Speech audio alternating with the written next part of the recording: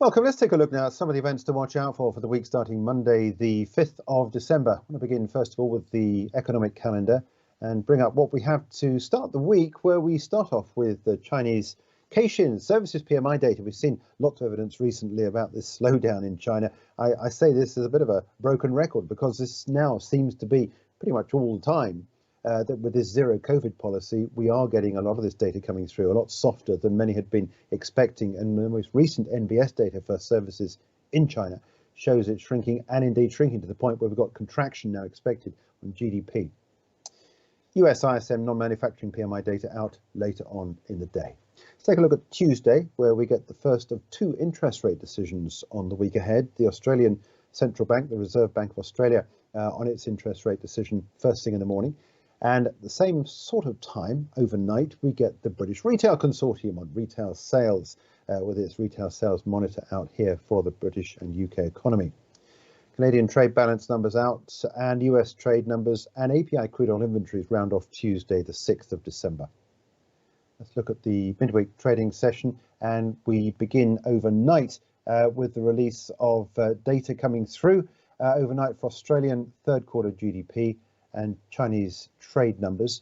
Then later on in the morning, we get the Halifax House Price Index. Remember, recently we've seen the nationwide numbers coming through on house prices, so showing a continuation of this slowdown, an acceleration to some degree, second month in a row of shrinkage in house prices month on month, according to the nationwide. Interesting to see what the Halifax says on Wednesday. Eurozone third quarter growth, and the second of two interest rate decisions that week, that one in Canada.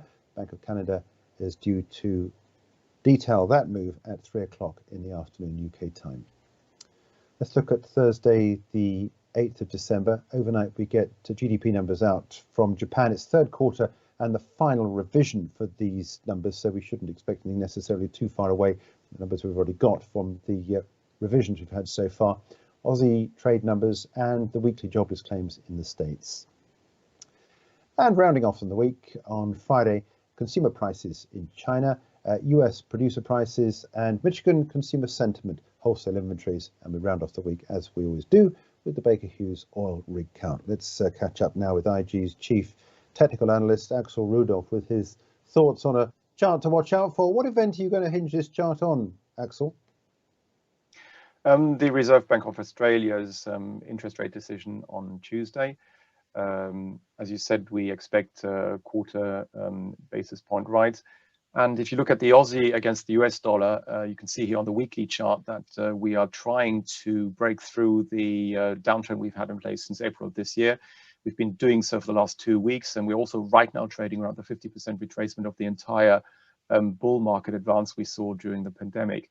So it's kind of interesting to see whether we will manage to break through that resistance or not. So from a shorter term perspective on this daily chart, if traders want to go short here ahead of the interest rate decision, perhaps they could do so with a stop loss above the 200-day simple moving average at 69.24. And from the long perspective, if you want to buy this currency pair, perhaps we could see a move back down towards this downtrend I spoke of going back to April of this year, which currently can be seen around the 66-65 area, and maybe then buy it around there with the stop loss below the last reactive low here on the 21st of December, which would be around 65.84. So you basically have opportunities from the short and long side around those interest rate decisions in Australia. Yep. Okay, Axel, thanks so much. Let's catch up with the corporate news headlines due for the week starting Monday the 5th. We actually start on Tuesday the 6th because there's nothing of any major note on Monday. Ashtead earnings, the business services company, on first half figures. Ferguson, used to be called Plum Centre, Building Centre, first quarter numbers out with that company reporting. And just a quick nod towards the fact that this is a company which really has a big impact on its bottom line because it has a lot of FX exposure, so a lot of US business, and that could well twist these numbers out. Toll Brothers on fourth quarter numbers later on in the day. Let's look at the Wednesday the 7th. We start off with Moonpig Group on first half numbers, Campbell's Soup and GameStop out in the States a little bit later on. Let's take a look at Thursday's numbers, and we have Fraser's Group here in the UK of first half earnings, Broadcom in the States on its fiscal fourth quarter numbers, and Costco Wholesale on its first quarter numbers as well. And on Friday, rounding off the week, on Friday 9th, Anglo-American operation update here in the UK. We'll get that at 7 o'clock in the morning UK time, along with Berkeley Group, the house builder, on its first half earnings.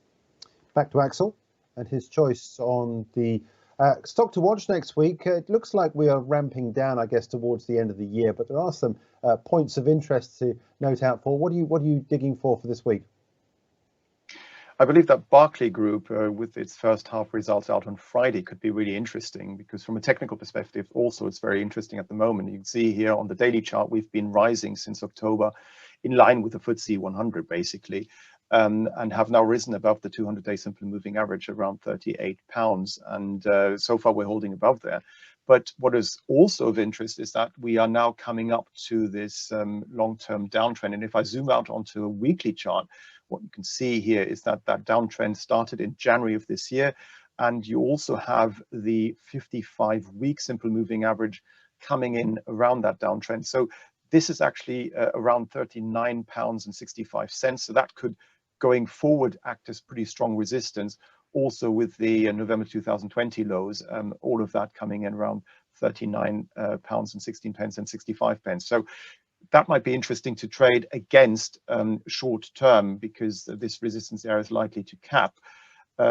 For traders who want to go long this stock, maybe you should wait for some sort of retracement to take the house building stock here, such as Berkeley's Group, back down to below the 200-day simple moving average, perhaps in the sort of 37 to 35 pound area. Before going long again, because after all, house builders have had a little bit of difficulty in the last few months, and we will have to see whether the rising interest rates will have a further negative impact on house prices in the UK. So I think whichever way you look at it, Berkeley's Group is going to be kind of interesting as a trade. Good.